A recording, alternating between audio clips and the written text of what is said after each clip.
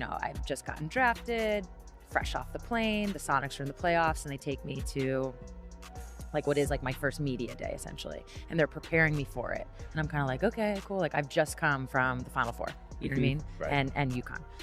And I walk in, and I'm like, well, is everybody here yet? Because there's not that many people. Culture shock you're talking about. That's the culture shock you're talking about. And then of course, college, you're flying charter. Everything is like, you're staying at the Ritz's or whatever it is. And interestingly enough, we didn't charter, obviously, the WNBA didn't. But my rookie year, we were actually still owned 100% by the NBA. Sue Bird, the icon, the activist, the face of a generation, just accidentally let slip a secret that could change the way we see Caitlin Clark's rocky rookie season in the WNBA. Was this really a mistake? Or something far more deliberate? Point guard in this league's history says goodbye. Before we uncover the hidden injury, we need to understand who Sue Bird really is and why her words carry more weight than almost anyone else in the WNBA. And she makes one of two. Still a chance for the Huskies.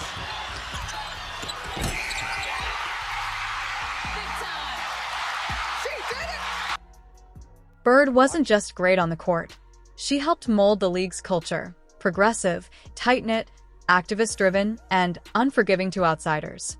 Enter Caitlin Clark. 20-point off that 20-point performance right here. Handling the physicality of But what Sue let slip next shocked even her closest fans. A comment so casual, so overlooked it might explain everything. Clark, step back three, knocks it down. Was this a subtle leak or a targeted jab? Clark has never publicly disclosed an injury, yet here we are, with a Hall of Famer pulling back the curtain. I actually popped my eardrum, ruptured my eardrum just on a screen. This wasn't the first sign of friction. Sue Bird has been suspiciously quiet about Clark. No public praise, no support. Just silence and now a leaked injury detail. Likely a first for Caitlin Clark, a megastar on the court, a $28 million deal with Nike just signed. It was cool. I think everybody was being cool, leaving her alone. But this goes beyond favoritism. Caitlin Clark, the WNBA's highest-rated player, represents something different. Something threatening to the old guard.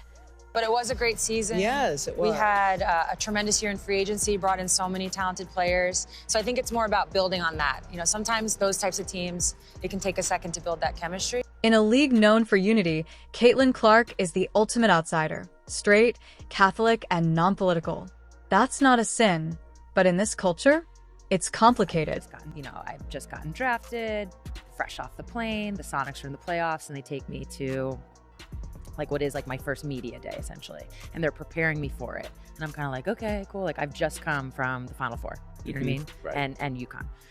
And I walk in, and I'm like, well, is everybody here yet? Because there's not that many people. Right. And so that's the culture shock you're talking about. And then of course, college, you're flying charter. Everything is like, you're staying at the Ritz's or whatever it is. And interestingly enough, we didn't charter, obviously, the WNBA didn't. But my rookie year, we were actually still owned 100% by the NBA. So we hadn't gone to individual ownership models yet. Right. So I did have like 1 year, maybe two, I can't remember exactly, where we still were getting some NBA treatment. So we didn't fly charter, but the hotels we stayed in were all super nice. We had a practice facility because we were with the Sonics, which was kind of standard at that time. A lot of the WNBA teams would use their NBA affiliate practice facility. But yeah, so we had some bells and whistles. But then I think the media coverage is probably the best story to tell that showcased like where it was compared to college. But very quickly I started playing overseas. And I actually just say this as like a matter of fact.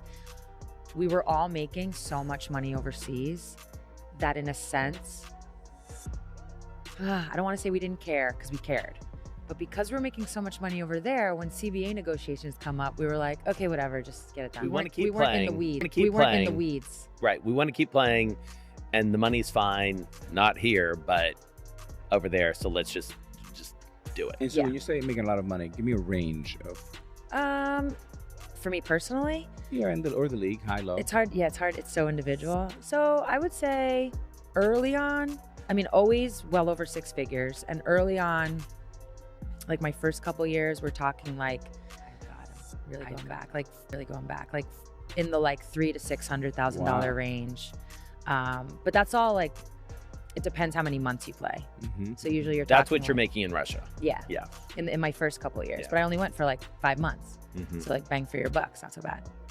By the end of my time, now we're up in like the $1 million range. Wow. So I would say like that was started probably like, let's call it like 300,000. And then by the end I was much closer to it. Sue built the league's moral backbone: inclusion, identity, activism. Caitlin just wants to play. Is that enough anymore? For both leagues, we've signed massive media deals. So the money is around the corner. So that's really exciting. For a long time, a lot of us had to play overseas.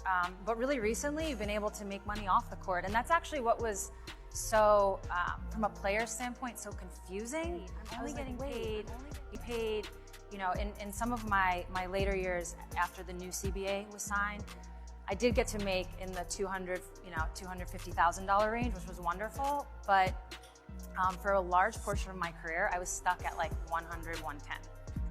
I pretty much lost money playing in the WNBA, if I'm being honest. Like if you look at like inflation and stuff. So it was really confusing because I was getting offered crazy deals off the court from a marketing standpoint, representing brands, maybe going to do a speaking engagement. And that's really, for me, that disconnect, I knew we had something. And here's where it gets messy. Angel Reese, vocal, fiery, everything the league promotes, seems protected. Caitlin, she's getting fouled, benched, and now possibly injured. I mean, I've known about this for a while, and I've been pretty excited about it for a while. And honestly, it's kind of been in conversation before I even decided if I was going to go back to college for another year. So I didn't know if I would ever even be able to make this event this year. So I'm very fortunate that I am. Was Sue Bird subtly pointing out that Caitlin's getting targeted physically, and no one's stopping it? Or was she reinforcing a code of silence until now? Do you want to play mermaids? Yeah. Okay, you go.